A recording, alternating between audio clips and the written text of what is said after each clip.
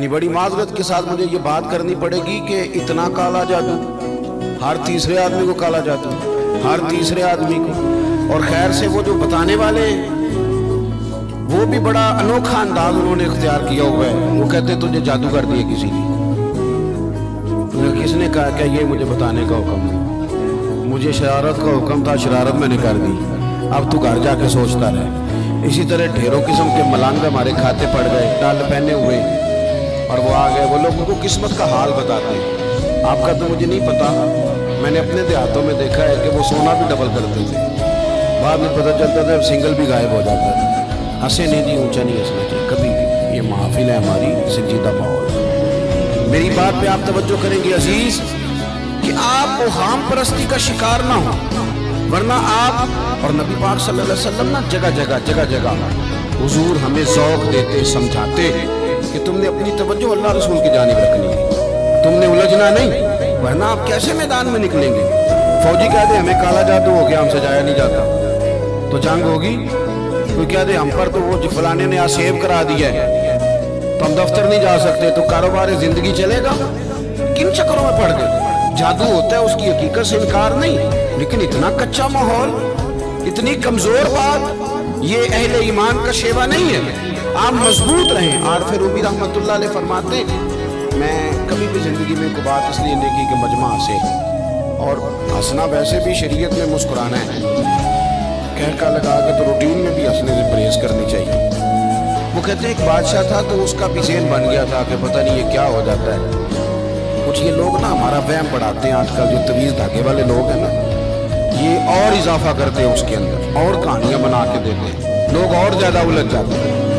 بادشاہ تھا تو وہ شکار کرنے جاتا تھا تو اس کے ذہن میں یہ خیال تھا کہ اگر رستے میں کوئی بندہ میرے متھے لگ جائے تو میرا شکار ٹھیک نہیں ہوتا۔ تو وہ کیا کرتا، وہ جب سفر کے لیے نکلتا تو لوگوں سے کہتا سارے رستے خالی کرا دو، میں نے شکار کے لیے جانا ہے۔ لوگ رستے خالی کرا دیتے۔ ایک دن ایک آدمی بیچارہ نے ایک آنکھ سے اسے نظر نہیں آتا، تو کوئی جنگل سے لکڑیاں کاٹ کے آ رہا تھا تو اچانک وہ چڑھ گیا۔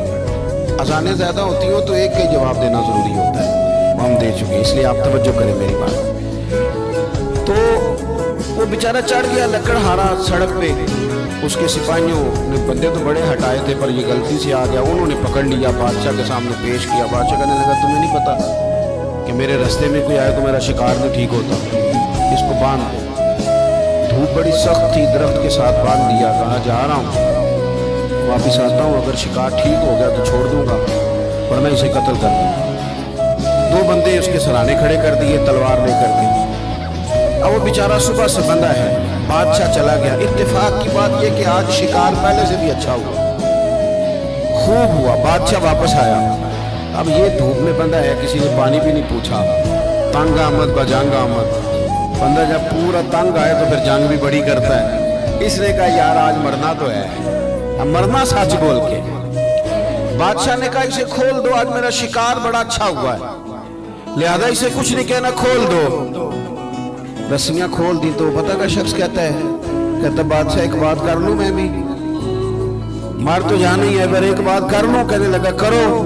کہنے لگا تم نے صبح میرا منہ دیکھا تھا، تمہارا شکار بڑا اچھا ہوا ہے، دن بڑا اچھا گزرا ہے، پر میں نے آج سویرے تمہارا منہ دیکھ لیا تھا، تو دیکھو میرا بیچارے کا کیا حال ہوا ہے کہ صبح سے یہاں۔ اب تم بتاؤ منحوس میں ہوں کہ تم ہو؟ نحوست میرے اندر کہ تمہارے اندر؟ میں اگر کوئی جوان آدمی میرے ساتھ آ کے یہ بات کرتا ہے نا کہ بھئی فلان ہو گیا تو میں بڑا، تو مجھے اس پہ غصہ آتا ہے۔ میں کہتا ہوں آپ اس عمر میں یہ کام کریں گے تو بزرگوں کو کون سہارا دے گا؟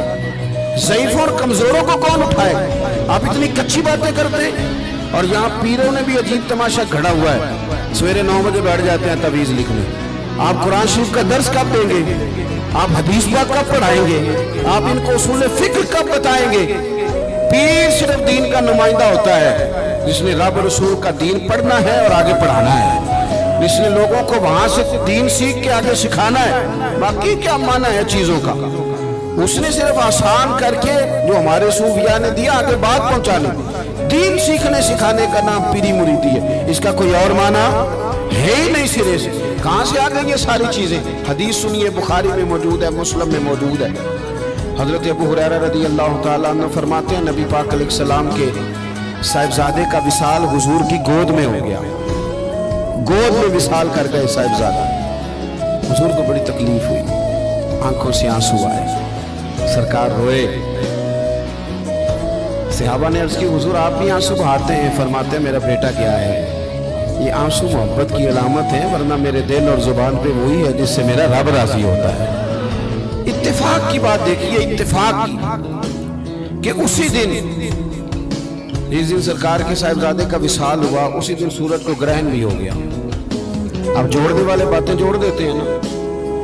कुछ लोगों ने बात जोड़ दी, कहने लगे देखा हुजूर के साहिबजादे का विसाल हुआ है तो सूरज को भी ग्रहण हो गया, सूरज को भी ग्रहण हो गया। मेरे दोस्तों सुनो, ये अकीदों की मजबूती कितना जरूरी काम है।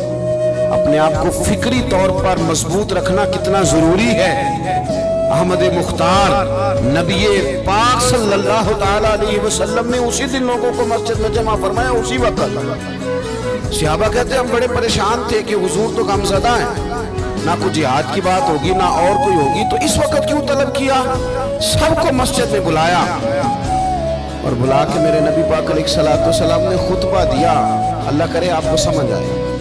यानी उस दिन जिस दिन साहिबजादे का विसाल हुआ, गम की घड़ियां हैं, हुजूर ने सबको मस्जिद में बुला के, मैं बुखारी मुस्लिम पढ़ रहा हूँ, हुजूर ने फरमाया लोगों, सूरज और ग्रहण का लगना अल्लाह की निशानियों में से निशानी है।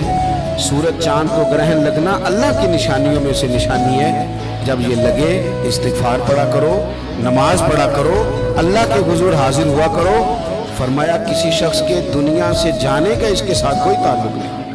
अपने अकीदे को मजबूत रखो, अपने मामलात पर गौर रखो, कभी भी कोई कच्ची बात न करे, कोई कमजोर बात न करे किसी मौके पर। हम तो सूफिया किराम के जानने वाले हैं, और वो लोग तो इतने मजबूत थे नजरियात के, इतने पक्के थे, तो हर शख्स को कहते थे कि देखना तेरे दिल में गैर का ख्याल ना आए, रब रसूल का ख्याल रहे। कि अल्लाह वालों का जो ख्याल होता है, ये चूंकि अल्लाह वाले हैं तो इसको हम गैर का ख्याल कहते ही नहीं। एक बात आखिर में और आपकी खिदमत में अर्ज करनी है, उस पर भी आप जरूर तवज्जो देंगे। थोड़ा सा ना हुजूर की सीरत में एक तीसरी बात जो बड़ी ज़रूरी है आपसे अर्ज करनी, उस पर आप गौर करेंगे।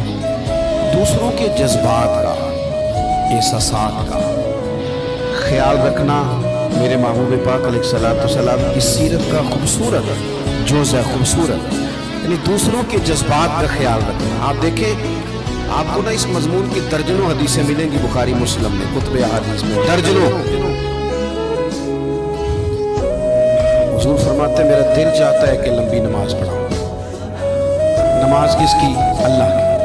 दिल चाहता है कि नमाज लंबी पढ़ाऊं, लेकिन हुजूर फरमाते हैं फिर मुझे पीछे बच्चों का ख्याल आता है, बीमारों का ख्याल आता है। हुजूर नमाज रब की, ख्याल बंदों का।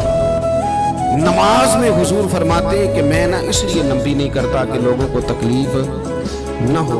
हुजूर फरमाते मेरा दिल चाहता था कि तहज्जुद की नमाज तुम पर ज़रूरी करार दे दूँ, पर तुम्हें तकलीफ होगी, लिहाजा मैं ये काम नहीं करता। मैं अपनी चाहत नहीं देख रहा, तुम्हारी नींद देख रहा हूँ। हुजूर फरमाते दिल करता था मिसवाक को वुज़ू के साथ ज़रूरी करार दे दूँ, पर तुम्हें तकलीफ होगी, लिहाजा मैं ये काम। आप मेरी बात समझ रहे हैं भाई? इतना एहसास। मुस्लिम शरीफ में हदीस है, सरवर कायनात सल्लल्लाहु ताला अलैहि वसल्लम की खिदमत में अर्ज़ किया गया हुजूर ये इमाम है, ये लंबी नमाज पढ़ाते हैं। अब जाहिर है वो कुरान शरीफ भी पढ़ते होंगे, अच्छे जज्बात के साथ करते होंगे, लेकिन हुजूर ने बड़े उनको तंबीह फरमाई और फरमाया मैं लोगों को दीन के करीब करता हूँ तो दूर करता है। लोगों को नमाज पढ़ाए तो एतदाल के साथ पढ़ा, दरमियाने तरीके। खुद पढ़ तो जितनी मर्जी पढ़, थोड़ा सा ना जज्बात रखे।